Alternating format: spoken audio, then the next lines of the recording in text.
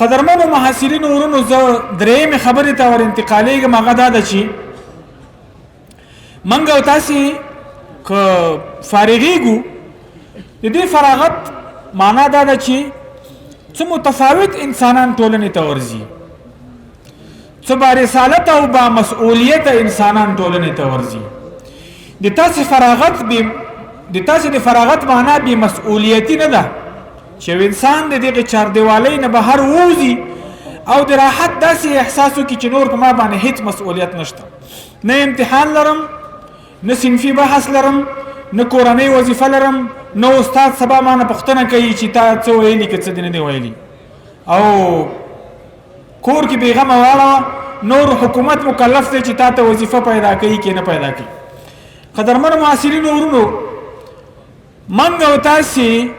قطع نظر دی حکومتونو نه، قطع نظر د هغې جوانبو نه چې هغه په ټولنه کې د کاریابۍ وظیفه لري او دنده لري،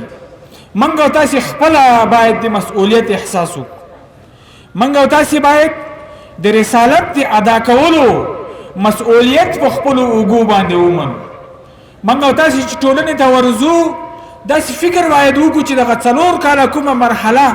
چې منګ او تاسې تېره کړې ده، د هغې لومړۍ ورځې چې ته پروان پوهنتون ته شامل شوی وې او دغسې یوه لوحه لګېدلې وه او په لوحه یې لیکلي وو چې د پروان پوهنتون جدید الشمول معاصرینو ته ښه راغلاست وایو، او نن دلته پرده لګېدلې ده وایي چې د پروان پوهنتون فارغېدونکو معاصرینو ته مبارکي وایو. د هغې ورځې او د دغې ورځې ترمنځ په علمي لحاظ، په اخلاقي لحاظ، په تربیوي لحاظ، په فکري لحاظ ته څومره بعد او تفاوت حس کوې. تا ته معلومیږي چې د تا هغه ورځ او د تا نننۍ ورځ څه توپیر لري که نه لري، د تا په علم کې څه توپیر راغلی که نه دی راغلی، د تا په تربیه کې څه توپیر راغلی دی که نه دی راغلی، د تا په اخلاقو کې څه توپیر راغلی دی که نه دی راغلی، د تا په فکر کې، د تا په سنجش کې، د تا په ارزیابۍ کې، د تا په استدلال او منطق کې څه توپیر راغلی دی که نه دی راغلی. که دا توپیر ته حس کوې دغه ورځ دې مبارک شه او ته به د یو متفاوت انسان په توګه، د بارسالت او بامسؤلیت انسان په توګه ټولنې ته ور روانې. ته به دا احساس کولی شي قطع نظر د حکومت نه، قطع نظر د هغې اطرافو نه چې د کاریابۍ وظیفه لري چې تا ته کار پیدا کړي، ته چې په خپله هره ټولنه کې ته د مسؤلیت احساس کوې او د خپل علم د توظیف قوه لري. قدرمنو محصلینو ورونو، د علم زده کړه چې څومره مهمه ده، تر هغې څو چنده د علم توظیف مهم دی. ته د خپل علم نه په خپله ټولنه کې څه ډول استفاده کوې؟ څنګه کېدلی شي چې هم په مسجد کې، هم په کور کې، هم په مارکیټ کې او هم په هغه ځای کې چې ته پکې موجود وې د یو عالم انسان په توګه څه ډول مؤثر واقع کېدلی شي؟ دا ستا لومړنۍ وظیفه ده او دا ستا هغه خاصه ده چې تا ته بیا په دوهم قدم کې د زر کار پیدا کېدو فرصتونه پیدا کوي.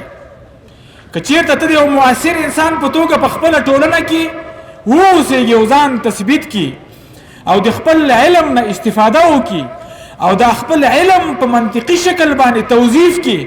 دا علم د ستا او ستا د ټولنې ترمنځ د بعد د پیدا کېدو په ځای تا او ستا ټولنه سره کوشیر کړي، تا او ستا ټولنه سره وتړي، نو ته کېدلی شي د یو بارسالت او بامسؤلیت انسان په توګه ځان تثبیت کړي او دا د یو عالم انسان تر ټولو ستر صفت کېدلی شي. کله چې موږ او تاسې د پوهنتون نه وځو او موږ او تاسې د خپل علم په توظیف باندې پوه نه شو، یوازې همدې ته کښېنو چې د موږ او تاسې د علم ثانوي او ثالثي ګټه دا ده چې باید زه وظیفه وکړم، باید زه په یو منصب کښېنم، باید ما ته حکومت او هغه اطراف چې کارونه پیدا کوي کار پیدا کړي.